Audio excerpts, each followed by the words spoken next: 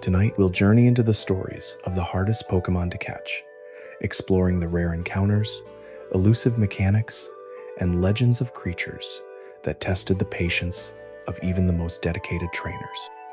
So, find a comfortable position, allow your body to sink deeper into relaxation, and let your mind drift as we wander through the quiet paths of Pokemon's most elusive catches. Each story will unfold gently, painting a picture of those rare moments when persistence and chance finally align. As we travel through these tales, you can simply listen, breathe, and let the soft rhythm of these words carry you into a peaceful state of rest. In the early days of Pokémon, few encounters felt more mythical than trying to catch the elusive Chansey in the original Red and Blue versions. Found deep within the Safari Zone, Chansey had only a 1% encounter rate in certain patches of grass, and an infamously high flee rate, vanishing before most trainers even got a chance to throw a second Safari Ball. Its rarity was compounded by its surprisingly low catch rate of just 30 out of 255, one of the lowest in the entire game at the time. Players would wander through the tall grass for hours, each rustle filled with hope, only to be met with common Pokémon like Nidoran or Rhyhorn. But on the rare occasion Chansey appeared, the stakes felt immense. Would it stay, or would it escape in an instant? Capturing it became almost a rite of passage for anyone exploring the Safari Zone, a test of patience and luck in equal measure. Another unforgettable challenge comes from Feebas in Pokémon Ruby, Sapphire, and Emerald. Unlike most Pokémon that appear randomly in the grass or water, Feebas could only be found by fishing in 6 randomly chosen water tiles on Route 119. These tiles would change whenever the game's trendy phrase in Dewford Town shifted, making the hunt even more complex. Without a guide, trainers would painstakingly fish across every single tile of the long, winding river, often spending hours before finally seeing that tiny splash of success. And once caught, Feebas required a unique evolution method tied to beauty condition, meaning players had to feed it Pokeblocks or Poffins in contests before it could become the elegant Milotic. This arduous process turned Feebas into one of the most time-consuming yet rewarding catches in the franchise. Then there's Beldum, deceptively simple in appearance but notoriously difficult to catch in Pokémon Ruby and Sapphire. Found only in Steven's house in Moss Deep City after the player became champion, it had a catch rate of just 3, the same as legendary Pokémon. To make matters worse, Beldum knew only one move, Takedown, which caused it to damage itself each turn through recoil, making it easy to accidentally faint before catching it. Trainers had to carefully balance false swiping it down to low HP, inflicting status conditions like sleep, and throwing Ultra Balls quickly before it fainted on its own. The tension of watching each takedown chip away at its health made catching Beldum feel like disarming a ticking clock, adding a unique layer of stress and strategy to an already rare encounter. In later generations, Spiritomb earned a reputation as another elusive Pokémon. In Diamond and Pearl, obtaining it required using the odd keystone on the Hallowed Tower and then speaking to 32 different players in the Underground, especially tall order before online connectivity. Without friends nearby to help, many players found Spiritomb almost impossible to unlock. Its ghostly design and sinister lore, said to be formed from the spirits of 108 wrongdoers, only heightened its aura of mystery. Even after finally summoning it, its unique typing and low encounter availability cemented it as one of the series' most cryptic catches. One of the most famously frustrating Pokémon to catch is Abra, not because of rarity, but because of its signature move, Teleport. Found early in several games, Abra would immediately flee on its first turn unless the trainer used a move like Sleep Powder or a Master Ball. For countless players, the experience of finally finding an Abra only to watch it vanish in a flash of light became a shared frustration.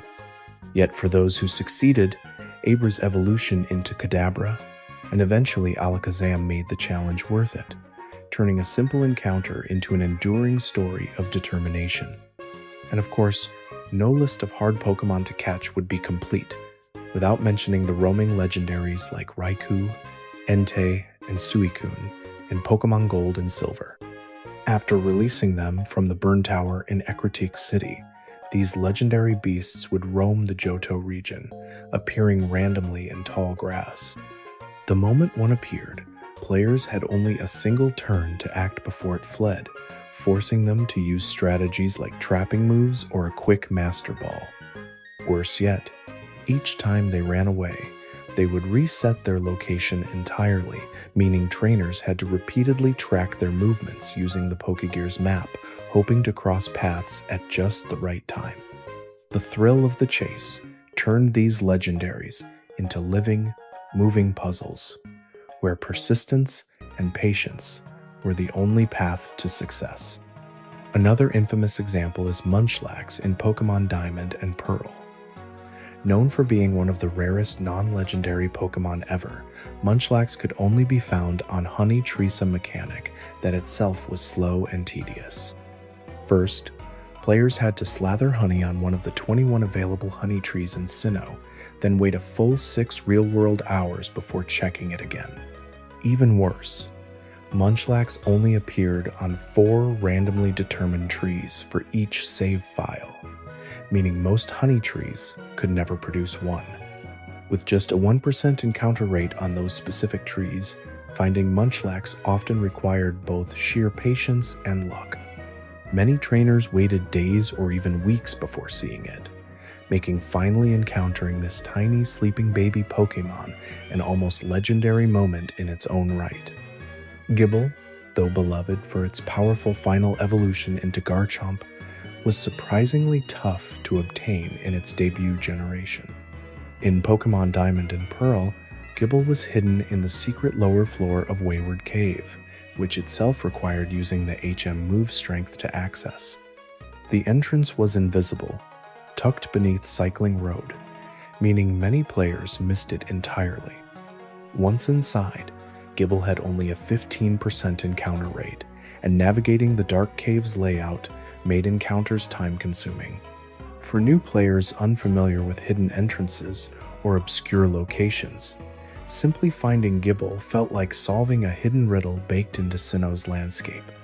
Moving to Pokémon Heart Gold and Soul Silver, Safari Zone Pokémon like Larvitar tested both patience and planning.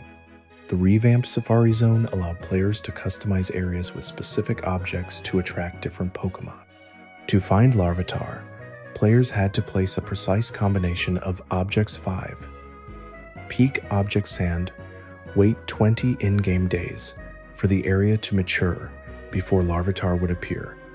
This meant trainers had to not only be patient, but also dedicated to maintaining the zone over time, making it one of the most complex processes tied to a single Pokémon in the series' history.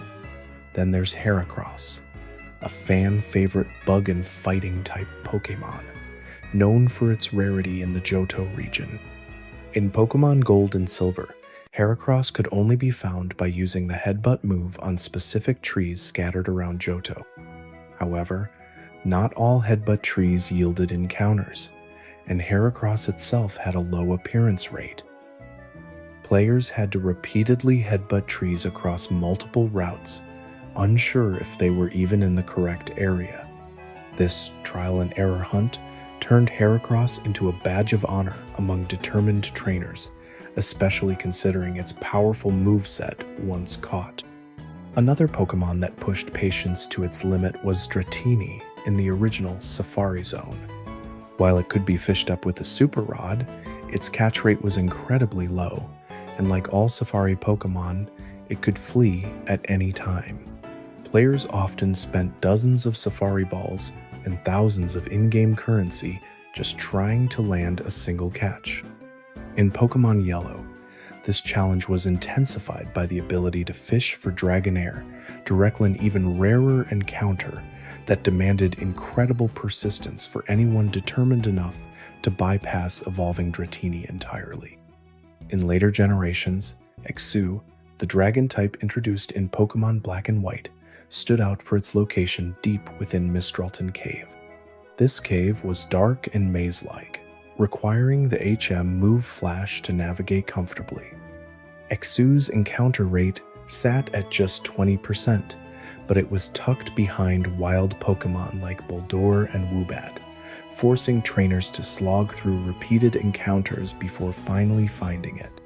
Catching Exu carried a special excitement not only for its rarity, but also for the knowledge that it would one day become the formidable Haxorus. Finally, for this part, we can't overlook Rotom in Diamond, Pearl, and Platinum. While not as mechanically complex as some others, Rotom was locked behind a time-based restriction.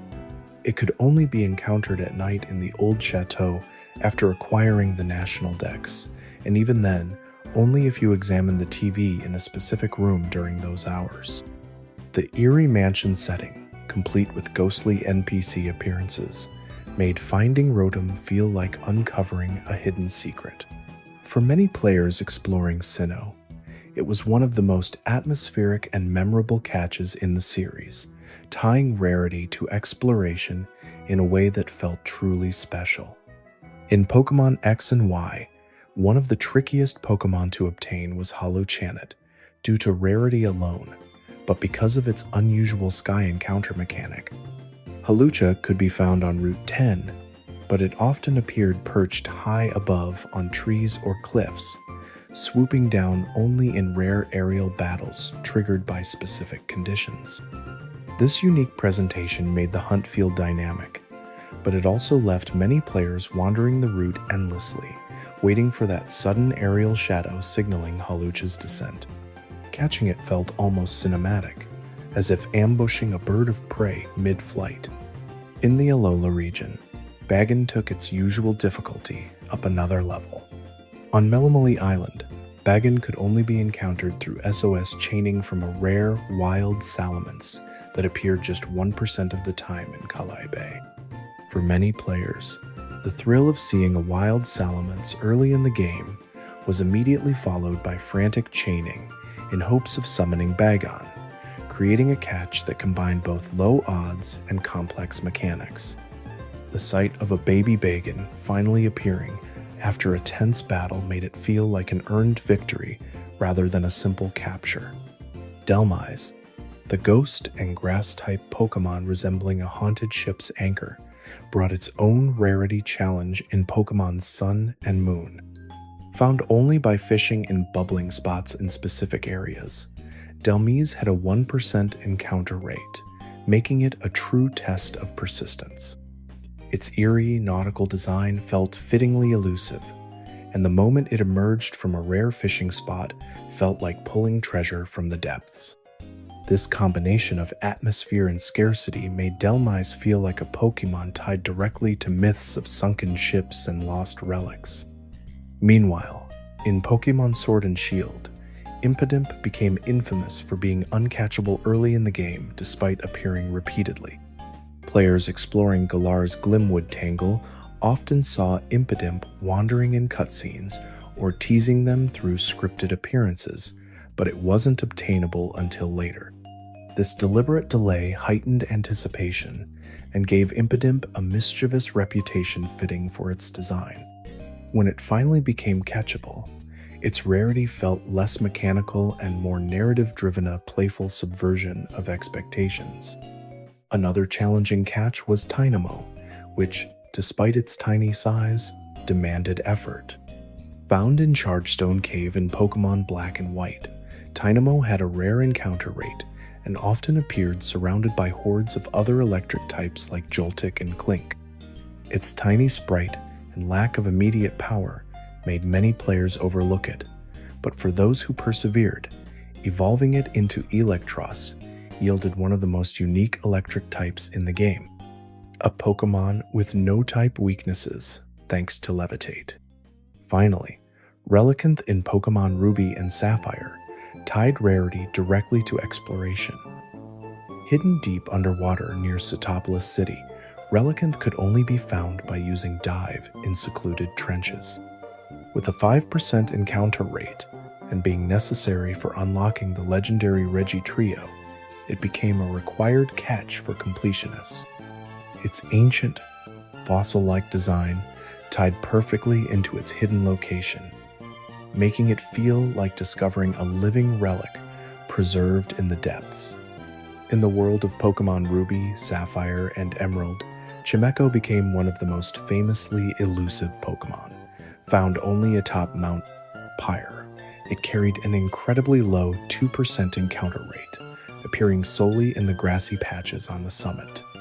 Many players would climb the eerie mountain multiple times, encountering endless Shuppet and Vulpix, before finally glimpsing Chimecho's floating bell-like form. The haunting ambiance of Mount Pyrate's misty gravestones and mournful music made finding Chimecho feel like uncovering a ghostly secret. Adding to its mystique was its gentle, soothing cry, which stood out against the somber tone of the location. Capturing it felt rewarding, not just for the rarity, but for the quiet atmosphere that surrounded its search. In Pokémon Fire Red and Leaf Green, Electabuzz and Magmar became region-exclusive challenges. Electabuzz was locked to Leaf Green, while Magmar was found only in Fire Red, forcing trainers to either trade or play both versions to complete their Pokédex. These Pokémon were also tucked into specific post-game areas, Electabuzz in the Power Plant and Magmar on Mount Emberboth, of which were remote and filled with high-level wild Pokémon. The feeling of tracking down these elemental powerhouses after becoming champion added a sense of progression, as though only seasoned trainers could access their domains. Absol, introduced in Pokémon Ruby and Sapphire, is another example of rarity intertwined with lore. Known as the Disaster Pokémon, Absol was said to appear only before natural calamities, earning it a reputation as a harbinger of bad luck. In-game, it could be found only on Route 120 with a rare encounter rate, often hidden among common Pokémon like Kecleon. Its sleek, wolf-like design and ominous lore made it one of Hoenn's most enigmatic catches, and spotting its horned silhouette in the tall grass felt like crossing paths with an Ominin encounter, as thrilling as it was eerie. Meanwhile, Porygon in the original Red and Blue versions was one of the most frustrating Pokémon to obtain. It wasn't found in the wild at all. Instead, players had to purchase it from the Celadon Game Corner for an exorbitant amount of coins. This required hours of either grinding for money to exchange for coins or playing the slot machines in hopes of earning enough. In Pokémon Yellow, its price was even higher, solidifying Porygon as one of the most time-intensive catches in Generation 1. The satisfaction of finally obtaining it, a digital Pokémon in a world of organic creatures, was unmatched for those willing to endure the tedious grind. Then there's Cresselia in Pokémon Diamond and Pearl, a roaming legendary that added complexity to an already difficult pursuit. After triggering its event by speaking to it on Full Moon Island, Cresselia would roam Sinnoh, much like the legendary beasts of Johto. Players had to track it across routes using the Poketch map, encountering it by sheer luck and trapping it quickly before it fled. Its high speed stat made it even harder to pin down, and unlike Mesprit, Cresselia was particularly known for dragging out battles with healing moves like Moonlight, testing both strategy and patience. In Pokémon X and Y, Klefki stood out with a surprisingly low encounter rate in the reflective caves of Route 16. Its whimsical designer keyring with a mischievous personality made it popular, but hunting it down required sifting through hordes of common cave Pokémon like Graveler and Ferrozeed. Its lore, describing it as a fairy that steals keys and treasures them, made finding it feel like stumbling upon a playful spirit hiding deep underground. For players exploring Kalos, Klefki's sudden jingling cry in battle often felt like a small but delightful victory. Lastly for this part, Gible in Pokémon Platinum introduced an even trickier twist compared to Diamond and Pearl. While it could still be found in Wayward Cave, Platinum added Wild Garchomp to the Battle Frontier area, an intimidating sight that hinted at Gibble's potential power. This dual approach, finding it early as a rare catch, or later through battling its fully evolved form, gave Gibble a layered rarity that reminded trainers how elusive and powerful dragon types often are in the Pokémon world. Metang in Pokémon Emerald is a peculiar case of rarity. Unlike its pre-evolution Beldum, Metang could only be found in the wild, in the post-game Battle Frontier area, roaming at a shockingly low 3% encounter rate. Wild Metang also had an equally brutal catch rate and the same self-damaging takedown move, creating a stressful balance of weakening it without letting it faint. For many players, catching Metang became a badge of completionist pride, even if it was easier to simply evolve Beldum. The allure of finding it fully evolved in the wild, however, made it irresistible for determined trainers. In Pokémon Black and White, Volcarona served as both a pseudo-legendary challenge and a hidden reward for exploration. After defeating the champion, players could find it deep within Relic Castle, waiting alone in a massive chamber.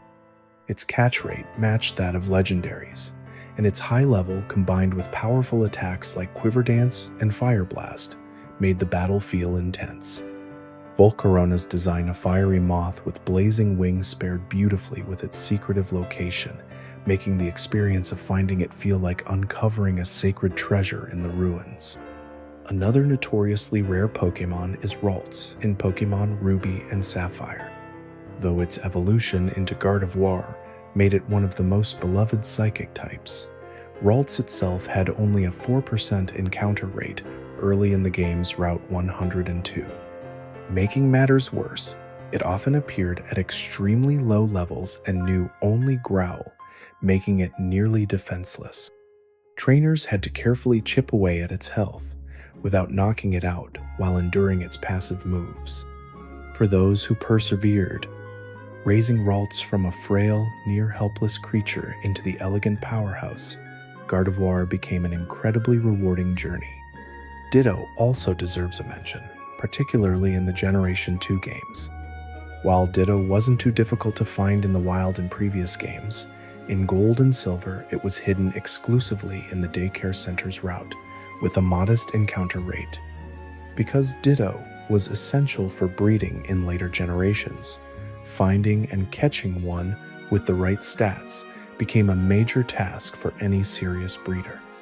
Its transformative ability, paired with its simple yet iconic design, made each Ditto catch feel like a stepping stone toward infinite possibilities through breeding mechanics. The legendary birds Articuno, Zapdos, and Moltres, red and blue, also stood out as major catches tied to environmental puzzles. Articuno sat deep in the icy Seafoam Islands, requiring strength puzzles with boulders and water currents.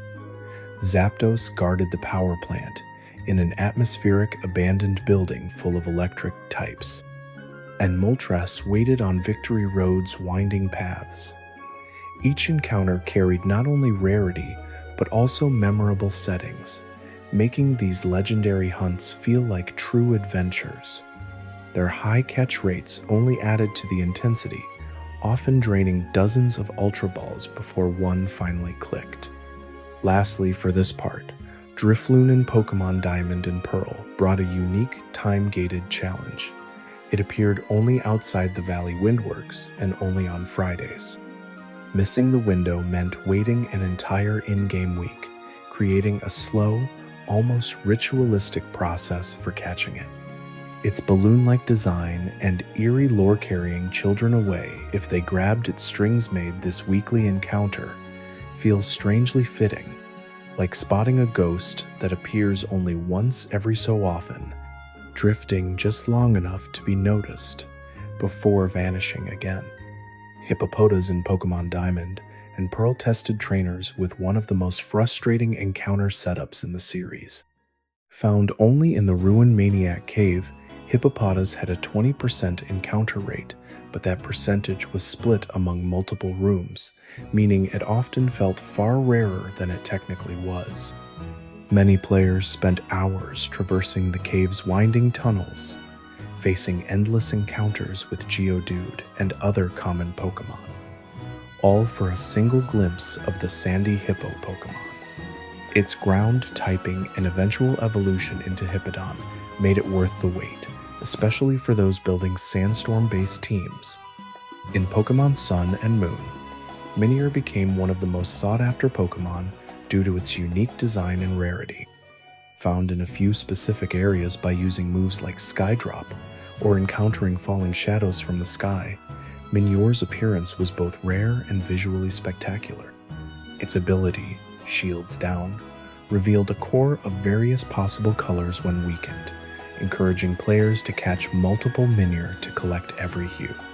The process was slow but rewarding, with each catch unveiling a new, vibrant variation hidden within its rocky shell.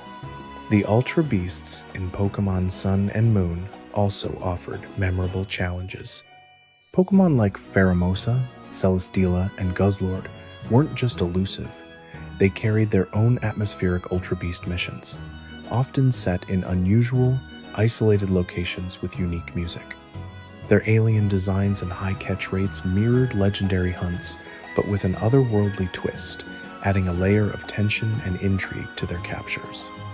Using Beast Balls with higher success rates created a distinctive rhythm to these encounters, making them feel different from any other catches in the series. Another curious case is Wailord, particularly in Pokémon Ruby and Sapphire. While Wailmer could be caught and evolved, encountering a full-sized Wailord in the wild was rare and breathtaking due to its sheer size. Fishing it up with a super rod in certain ocean routes was one of those moments that felt cinematic. The ocean surfacing to reveal a colossal Pokémon few trainers had seen outside of battle animations. Finally, Snorlax across generations deserves recognition. Though technically a stationary encounter rather than a roaming rare Pokémon, Snorlax's placement always created a sense of tension and buildup. Blocking vital paths, it forced players to detour and eventually obtain specific items like the Poké Flute to awaken it. Its high bulk and powerful attacks, paired with its limited availability, made catching it a strategic challenge. Successfully capturing Snorlax felt like clearing a major obstacle while gaining a formidable ally in return. One of the most frustrating and rewarding hunts in Pokémon history comes from fossil Pokémon. While not technically wild catches, their acquisition feels like unlocking ancient secrets hidden within the Pokémon world. In Generation 1, trainers had to choose between the Dome Fossil or the Helix Fossil in Mount Moon, limiting them to either Kabuto or Amaniti unless they traded. These choices carried a sense of permanence that felt weightier than most catches, especially for completionists. Later games expanded the system with rarer fossils, hidden deep in desert routes or excavation sites, such as Cranidos and Shieldon in Sinnoh, and even Tyrant and Amora in Kalos, which required players to revive fossils from specific lab locations. These Pokémon, said to be resurrected from prehistoric remains, made their rarity feel both scientific and mythological, like discovering creatures long lost to time and bringing them back to life in the modern world. The challenge wasn't just finding fossils, but the lore behind them. Fossil Pokémon hinted at ecosystems long gone, from Kabutops prowling ancient seas to Aerodactyls soaring through primordial skies. Their scarcity and ties to ancient history made them feel fundamentally different from other Pokémon, almost as though they were living relics out of place in a world they no longer belonged to. This unique blend of narrative and gameplay gave fossil Pokémon a mystique that few others could match, and catching Thimor, reviving them, felt like participating in Pokémon archaeology itself. Next, let's look at Ditto in Pokémon Black and White 2, where its rarity was tied directly to its utility. Found in the giant chasm, Ditto was essential for breeding and competitive strategies, but it appeared at a low rate amid strong late-game Pokémon like Metang and Clefairy.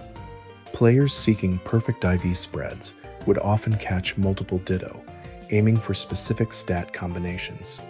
This transformed Ditto from a novelty to a cornerstone of training, making its hunt both mechanically vital and personally rewarding for those committed to the deeper systems of Pokémon. Alomomola, a Pokémon often compared to Luvedisc, also deserves mention for its elusive nature. In Black and White, it could only be found by fishing in specific rippling water spots, meaning players had to wait and watch for bubbling patches to appear. The patience required to encounter it was amplified by its low catch rate, making it surprisingly stubborn for a seemingly unassuming Pokémon. Its rarity, paired with its powerful healing abilities, ensured it held value for those patient enough to reel it in. Rotom's alternate forms in Platinum and later games also introduced a different type of rarity. While catching Rotom was already tied to specific nighttime events in the old chateau, changing it into its appliance forms required sneaking into a locked room in the Galactic Eterna building with the secret key. This gave Rotom an air of exclusivity, tying its transformations into hidden lore and secret locations. Each form of fan, mower, fridge, oven, or washing machine felt like uncovering a hidden toy box, turning one rare catch into multiple functional variations. Lastly, for this part, Gumi and Pokémon X and Y brought a charming yet tricky hunt. Known as one of the weakest dragon types, Gumi appeared in swampy, rain-soaked areas of Route 14. However, it only emerged during rainy weather, adding a weather-based condition to its rarity. Many trainers would camp along the route, waiting for the rain to begin so they could search for this small, gooey dragon. The eventual reward was watching it evolve into Goodra, a pseudo-legendary that contrasted its early frailty with late-game power. This journey from rarity to strength made the Gumi line especially beloved. The Regitrio, Regirock, Regis, and Registeel in Pokémon Ruby, Sapphire, and Emerald introduced some of the most elaborate catching conditions ever seen. Before even reaching them, players had to solve intricate puzzles, reading Braille inscriptions, teaching a Relicanth and Wailord surf and dive, and arranging their positions in the party in a specific order. These steps unlocked the sealed chambers where the Regis resided, each hidden in remote corners of Hoenn's map. The combination of linguistic puzzles and environmental exploration created an unforgettable hunt, and the slow ancient music playing inside their chambers heightened the sense of unearthed history. Once found, the Regis themselves were notoriously difficult to catch. Each had the low catch rate typical of legendary Pokémon, and their high defense stats made battles drawn out and tense. Their design's angular, golem-like constructs added to their alien aura, with glowing dot pattern eyes hinting at some forgotten civilization. For many players, catching all three felt like cracking an archaeological code, blending mystery and mechanics in a way no other Pokémon hunt quite matched. In Pokémon Sun and Moon, Stufful, the adorable pre-evolution of Beware, also gained notoriety for its rarity. Despite its cute, teddy bear-like appearance, Stufful had a low encounter rate, found only in a few grass patches in specific routes. Players drawn to its playful design would spend long stretches combing through wild encounters, dodging common Pokémon just to see Stufful's small pink figure bounce into view. The contrast between its cuddly look and its fighting typing added charm, turning this rare catch into a fan favorite. Then there's Zangoose and Seviper, whose rarity came not only from low encounter rates but also version exclusivity. In certain games, the presence of one species completely blocked the other from appearing in the wild, with their lore framing them as bitter rivals locked in eternal conflict. This rivalry gave their hunts a unique flavor. In Ruby, players could only find Zangoose, while Sapphire held Sevaper. Catching both required trading between versions, a hallmark of Pokemon's design philosophy emphasizing connection and cooperation. In Pokemon Sword and Shield's Isle of Armor DLC, Zorua returned with its elusive charm intact. Known for its illusion ability and fox-like design, Zorua was hidden among dense, forested routes and rare spawns. Its deceptive nature felt fit in encounters sometimes made it appear disguised as other Pokemon before revealing its true identity. This clever mechanic tied its rarity to its lore, making each encounter feel like unmasking a trickster spirit hiding in plain sight. Finally, for this part, Calyrex's steed Pokemon Glastrier and Spectrier introduced a new form of legendary rarity in the Crown Tundra. Depending on which in-game item players chose to plant, they would receive one of these two Pokemon to merge with Calyrex.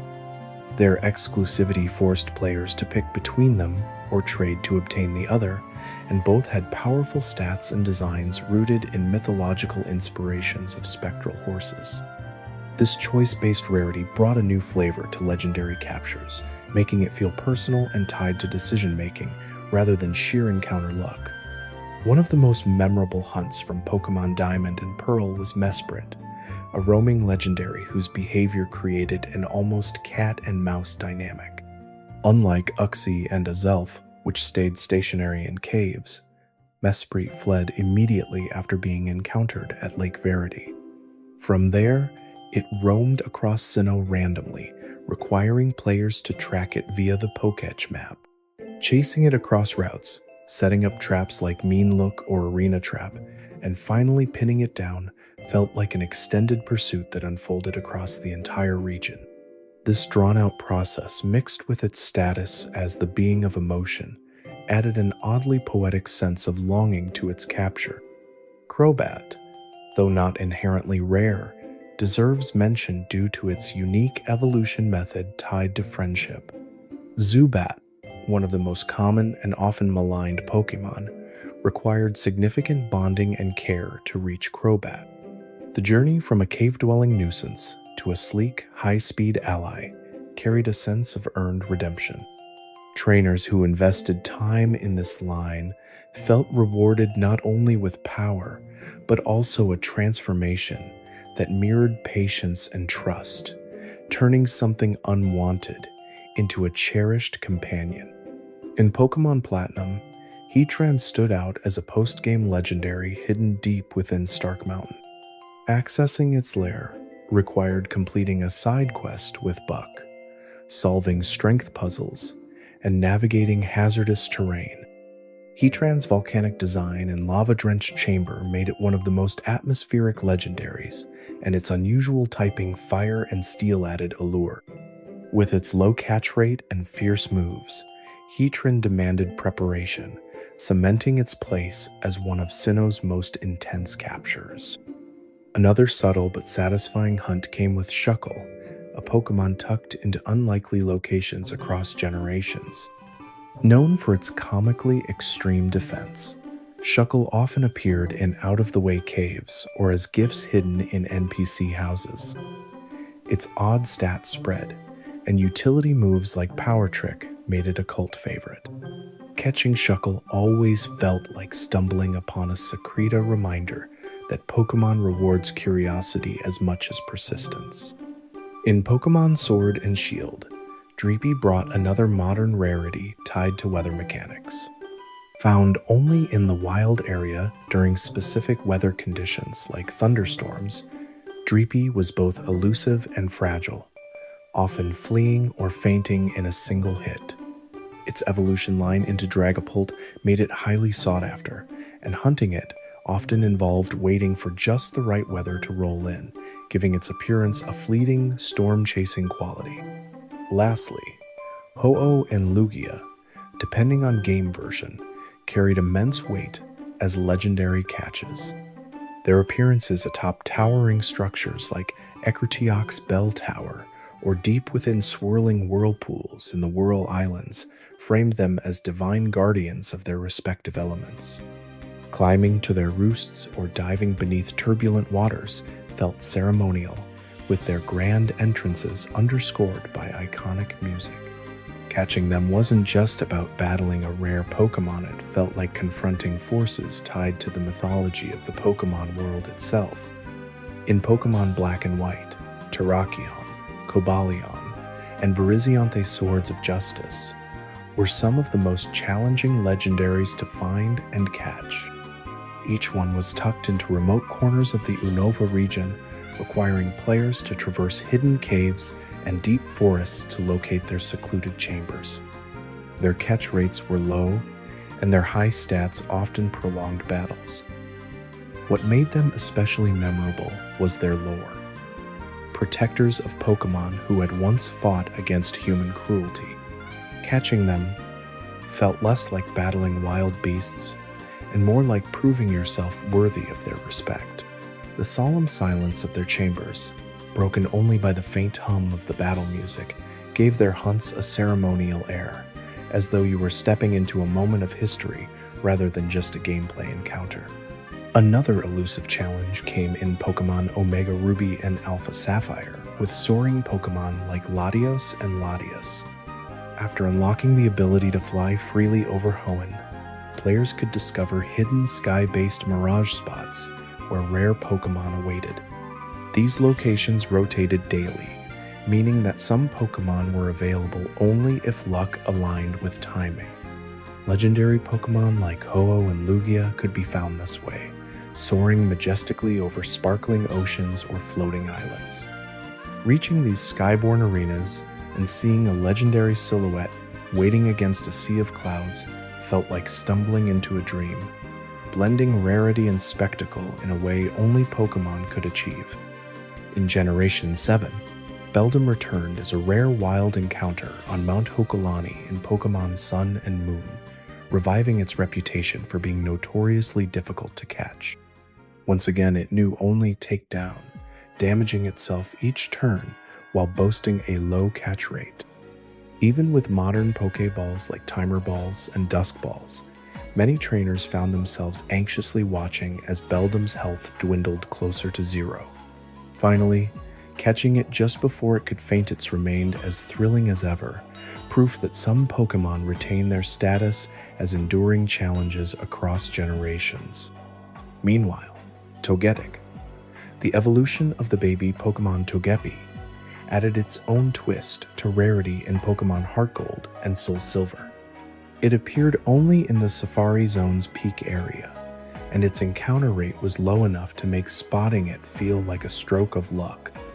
Its fairy typing in later generations only heightened its appeal, transforming a once rare normal type into one of the few elusive fairy Pokémon in older games. The gentle flutter of Togetic in the wild, paired with its soothing cry, made it feel like encountering a fleeting glimpse of something magical high above the grass. In Pokémon Diamond, Pearl, and Platinum, Giratina's Distortion World encounter redefined legendary hunts. Unlike typical battle arenas, the Distortion World was a gravity-defying realm of floating platforms and twisting pathways, accompanied by eerie, echoing music. This surreal dimension made finding Giratina feel like stepping outside reality itself. While its catch rate was standard for a legendary, the atmospheric build-up solving puzzles as the world rotated and shifted made the encounter unforgettable. Finally reaching Giratina, floating silently amid the void, was a moment of quiet awe, as though you'd discovered a Pokémon that existed outside the boundaries of normal space and time. In Pokémon Black 2 and White 2, Regigigas brought its own brand of difficulty. To awaken it, players first had to catch Regirock, Regis, and Registeel, then travel to Twist Mountain during winter to access its frozen chamber. Once awakened, Regigigas opened the battle with its slow start ability, reducing its power for 5 turns, but dragging the fight into an endurance test. The icy cavern's silence added to the weight of the encounter, as though you were rousing something ancient and sleeping beneath layers of snow and history. Meanwhile, Azelf and Uxie complemented Mesprit's roaming hunt with stationary but equally tense encounters. Found in caves deep within Sinnoh's lakes, these Pokémon sat quietly, their serene expressions betraying none of the power they held. The battle music was subdued, almost meditative, creating a strange stillness between each throw of an Ultra Ball. Capturing them felt like sealing a pact with beings tied to knowledge and willpower themselves, giving these hunts an almost spiritual quality compared to the fiery, stormy legendaries of other generations. Another unique case came with Xurkitree, one of the Ultra Beasts introduced in Pokémon Sun and Moon. Found only during post-game Ultra Beast missions, Xurkitree's appearance in an eerie, forested area illuminated by its glowing cable-like body felt alien. Its catch rate and strange movements, paired with the otherworldly Ultra Space theme music, emphasized its origin as something outside Pokemon's natural world. Catching it wasn't just gameplay. It felt like reaching across dimensions, pulling a creature out of a reality just beyond our own. In Pokémon Platinum, Manaphy introduced a unique kind of rarity. It was only obtainable through a special event involving Pokémon Ranger, where players had to transfer a Manaphy egg into their main game. Once hatched, this mythical Pokémon carried lore tying it to the sea, its connection to Phione adding further depth. Phione itself could only be bred from Manaphy, but it couldn't evolve back, creating a one-way lineage that fascinated fans. This intricate method and its soft, serene design made Manaphy feel like a creature linked more to myth than battle, a rare Pokémon tied not to chance encounters but to exclusive history. Another elusive Pokémon was Carbink in Pokémon X and Y. Though not overly powerful, Carbink's rarity stemmed from its isolated location in Reflection Cave, where its glittering, jewel-like body blended seamlessly into the rocky walls. Its lore described it as a servant to Diancie, a mythical Pokémon with similar features. This connection transformed Carbink from a simple rock and fairy type into a piece of a larger mythos, making its discovery feel like uncovering the remnants of a hidden royal lineage deep beneath Kalos. Gibble's evolutionary relative, Gabite, also gained notoriety in later games. In Pokémon Sword and Shield's Crown Tundra, Gabite could occasionally appear as a rare overworld spawn in the frigid tundra. The sight of a dragon-type prowling openly across snowfields created an exciting juxtaposition. A desert-born dragon, adapted to icy plains. Tracking it down required sharp eyes and patience, as its brief appearances blended with the snowy landscape, adding a layer of environmental challenge to an otherwise simple encounter. Finally, there's Uxie's lore-driven twin in Pokémon Legends, Arceus, where rarity merged seamlessly with story. The Lake Guardians Uxie, Mesprit, and Azelf returned as part of an ancient tale, recontextualized in Hisui's primal landscape. Their calm lakeside encounters felt timeless, as though they'd been watching the world evolve for centuries. These hunts weren't just gameplay, they were quiet moments of reverence, deepening the feeling that catching rare Pokémon often carried as much emotional weight as it did strategic value. Among the most iconic rare Pokémon is Arceus, often called the Original One. While unobtainable for years outside of events, its eventual inclusion in Pokémon Legends, Arceus reframed its mystique entirely. Players had to complete the entire Pokédex before earning the chance to face it atop the Temple of Sinnoh, a battle framed like a divine encounter rather than a typical capture. Standing beneath the cosmos, hearing the ethereal music swell as Arceus descended, made this feel like the culmination of every rare hunt before it. Catching Arceus wasn't just about obtaining a Pokémon, it was about reaching the pinnacle of the Pokémon world itself. Another memorable hunt comes from Zygarde in Pokémon Sun and Moon. Unlike most legendaries, Zygarde was scattered into 100 separate cells and cores hidden across Alola. Players had to painstakingly track them all down to reassemble it, turning its capture into a scavenger hunt spanning the entire region. Each discovery added to the slow-building reward of finally seeing Zygarde take shape in its serpentine glory, tying gameplay progression directly to its lore as a Pokémon that restores balance. In Pokémon Brilliant Diamond and Shining Pearl, the Ramanas Park legendaries brought nostalgic yet demanding hunts. Using slates earned by grinding rare items, players could summon iconic Pokémon like Kyogre, Groudon, and Rayquaza in crystalline chambers. The park's tranquil, isolated setting made these encounters feel ceremonial, as though each slate was a key unlocking echoes of legendary pasts across regions. The quiet music and glowing halls enhanced the sense of awe with every legendary catch. Deoxys stands out as one of the rarest mythicals.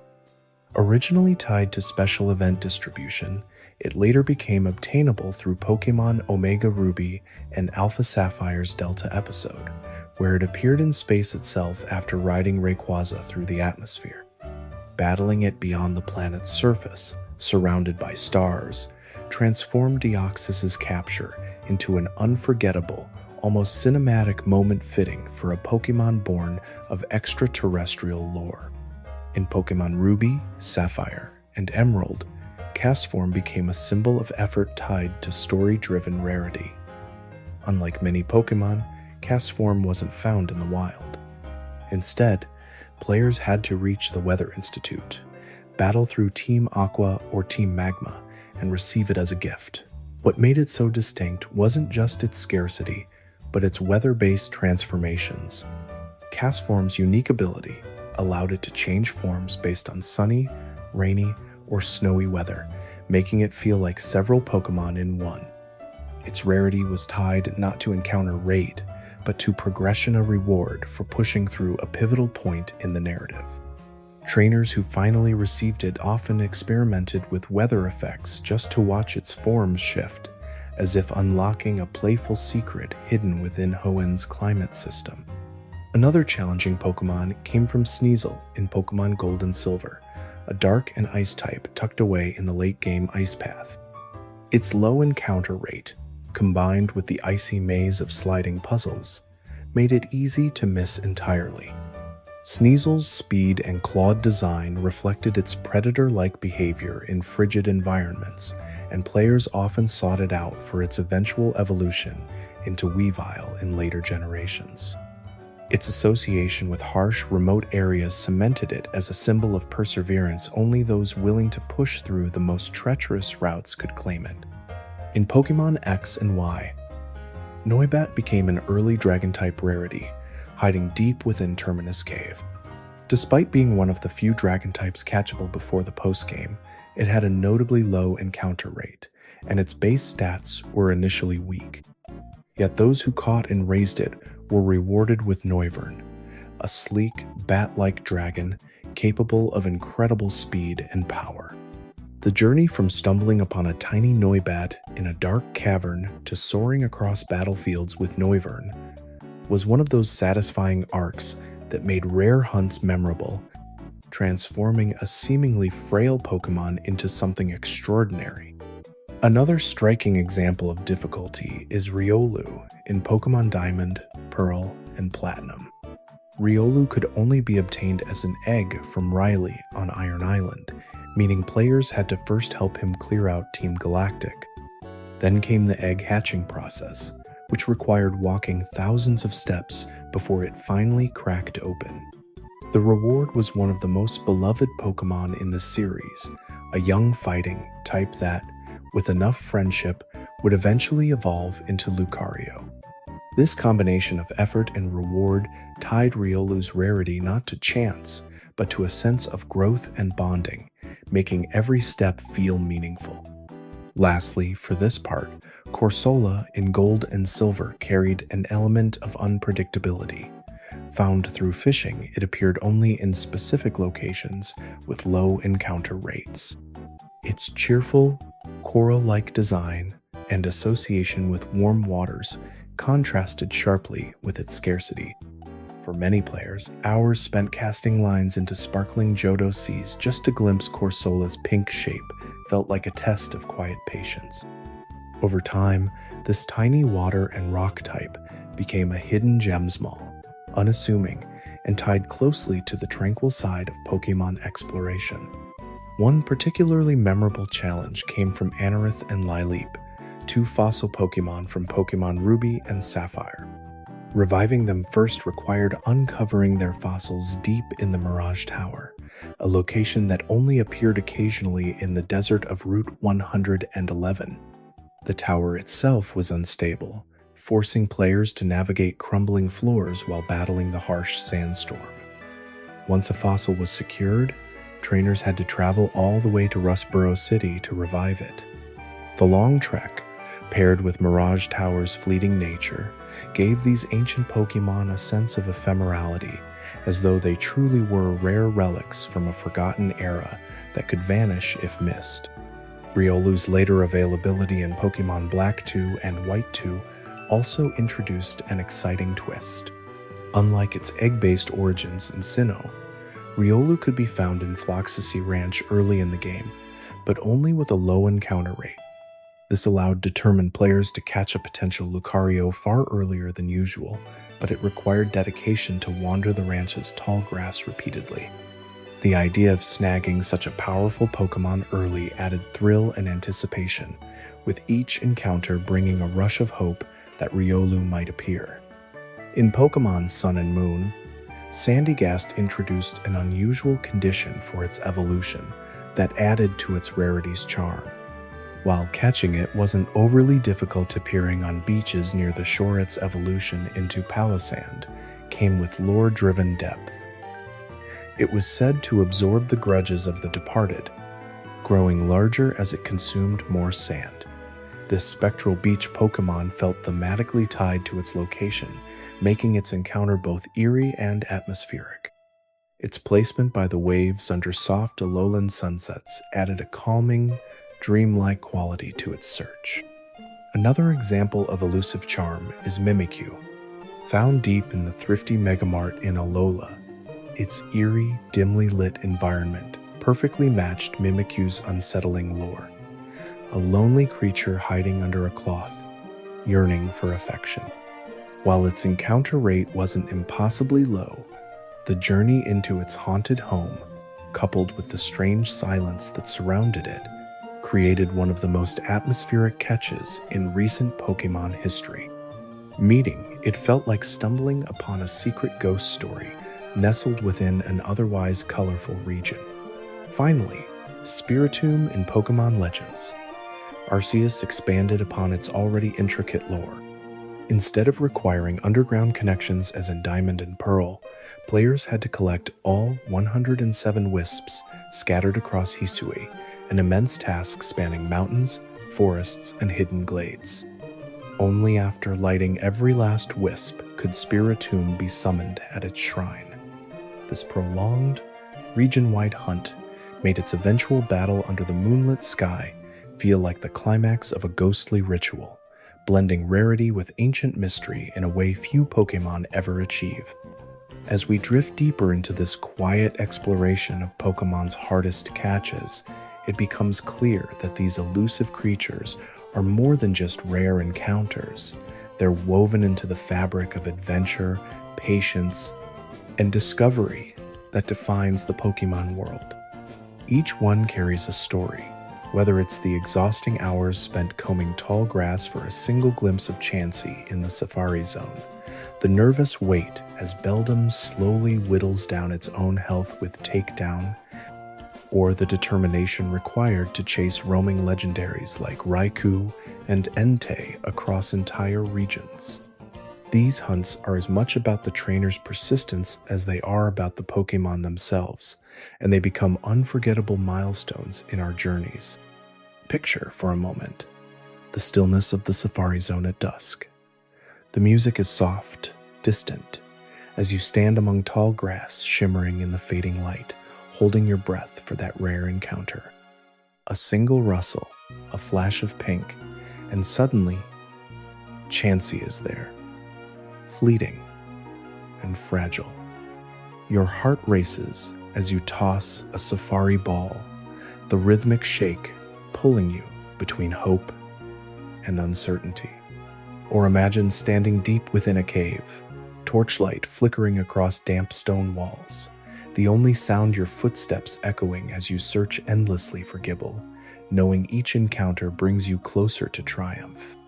These moments, though quiet and solitary, linger like dreams' little victories earned through patience, perseverance, and quiet focus. Even legendaries have their own rhythm, their hunts unfolding almost like meditative rituals. Tracking Mesprit across Sinnoh as it darts from root to root, or waiting for the elusive shadow of Latios or Latios to glide across Hoenn skies, carries a sense of anticipation that blends seamlessly with the tranquil world around you. The music softens, the wild encounters blur, and time stretches as you lose yourself in these gentle, repetitive patterns of searching, waiting, and trying again. It's almost calming, the way these hunts teach us to slow down, to focus on the moment rather than the goal, and to savor the quiet satisfaction when that final Pokeball clicks shut. As night falls in these worlds, there's a hush that settles over every region. Lakes reflect starlight, caves grow silent save for the distant drip of water, and the wind drifts softly through forests. Perhaps you're in Sinnoh's old chateau, searching for Rotom, or walking through Johto's bell tower beneath a sky painted orange by the setting sun. Each step feels slower, quieter, as though the Pokémon world itself is urging you to rest. The rarest Pokémon often emerge in these quiet spaces, their presence tied to patience, timing, and stillness qualities that mirror the calm of this moment. Now, imagine yourself wandering through a peaceful meadow under a silver moon. Fireflies dance lightly among the grass, their glow mirroring the faint shine of Ampharos's tail far in the distance. A Drifloon floats lazily overhead, tethered gently to the breeze, while the hush of the night is broken only by the faint chirp of distant Pokémon. Somewhere in the trees, you hear the quiet rustle of a rare encounter you've been searching for all along, but instead of rushing forward, you let yourself pause and breathe, content simply to exist in this serene space where time slows and the world feels endless. These hardest Pokémon to catch aren't just prizes, they're companions born of patience, little markers of time, and memory tied to countless peaceful hours spent in tall grass, quiet caves, and distant seas.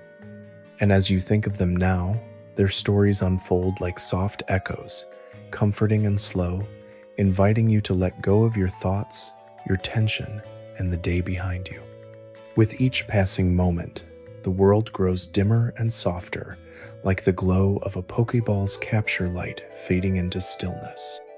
Now, let yourself rest, knowing these quiet tales will stay with you, gentle reminders of persistence rewarded and journeys well traveled. Breathe deeply, feel your body grow heavier, and allow the gentle rhythm of these stories to carry you further. The stars above, the moonlight below, and the rare Pokémon you've sought all drift together into one endless, tranquil dream, guiding you into a peaceful sleep.